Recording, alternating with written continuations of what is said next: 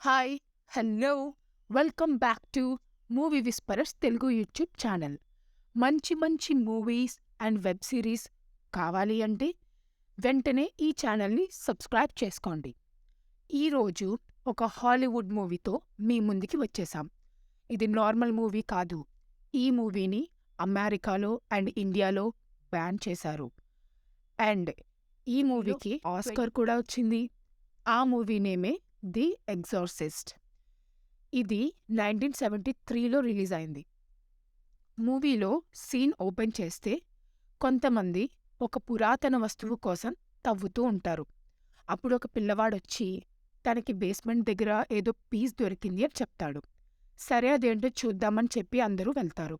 అక్కడ కొన్ని coins and ఒక దెయ్యం బొమ్మ దొరుకుతుంది. తర్వాత సీన్లో ఆ బొమ్మని చూస్తూ ఉంటాడు. అప్పుడు తన కొడుకొచ్చి కంపల్సరీగా వెళ్ళాలా అని అడుగుతాడు. అప్పుడు ఆ పెద్దాయన నేను వెళ్ళాలి అని చెప్పి తనకి బొమ్మ దొరికిన ప్లేస్కి వెళ్తాడు. అక్కడ తనకి విచిత్రంగా ఏవో సౌండ్స్ వినిపిస్తాయి. నెక్స్ట్ సీన్లో జార్జ్ టౌన్ అనే ఒక సిటీని చూపిస్తారు.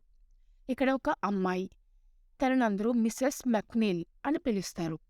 తను బెడ్ మీద పడుకుని ఏదో రాసుకుంటూ ఉంటుంది. అప్పుడు తనకి పైనున్న తన కూతురు రూమ్ నుంచి ఏవో సౌండ్స్ వినిపిస్తాయి. అవేంటో చూద్దామని వెళ్తే తన కూతురు పడుకుని ఉంటుంది. అప్పుడు ఆ రూమ్లో ఉన్న విండోస్ని క్లోన్కి వెళ్తాడు. నెక్స్ట్ సీన్లో ఏదో మూవీ షూటింగ్ అవుతూ ఉంటుంది. అప్పుడు మెక్నీల్ వచ్చి తన డైరెక్టర్ బ్రూక్తో స్క్రిప్ట్ విషయంలో ఆర్గ్యుమెంట్ చేస్తుంది. దాని తర్వాత షూటింగ్ కంప్లీట్ చేసుకుని ఇంటికి వెళ్ళిపోతుంది. తను వెళ్తూ ఉండగా అక్కడ ఒక పర్సన్ నేమ్ డిమ్మీ ప్రీస్ట్తో మాట్లాడుతూ వెళ్ళి చూస్తే అక్కడ మెరిన్ చనిపోయి ఉంటాడు. డిమ్మీ మెరిన్ని కాపాడడానికి సిపిఆర్ చేస్తూ ఉంటాడు. దానికి డిమ్మీకి కోపం వచ్చి రేగన్తో అంటుంది నన్ను తీసుకో అని. దానికి రేగన్లో ఉన్న దెయ్యం వెంటనే డిమ్మీలోకి వెళ్ళిపోతుంది.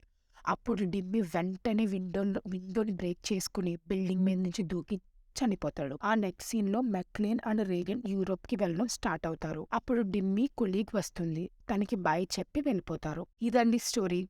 మీకు నచ్చింది అనుకుంటున్నాను. నచ్చితే లైక్ చేయండి అండ్ ఇలాంటి కంటెంట్ కావాలి అంటే సబ్స్క్రైబ్ చేసుకోండి. ఇందులో మీకు ఏ సీన్ నచ్చిందో మాకు కమెంట్స్లో చెప్పండి. Thank you for watching.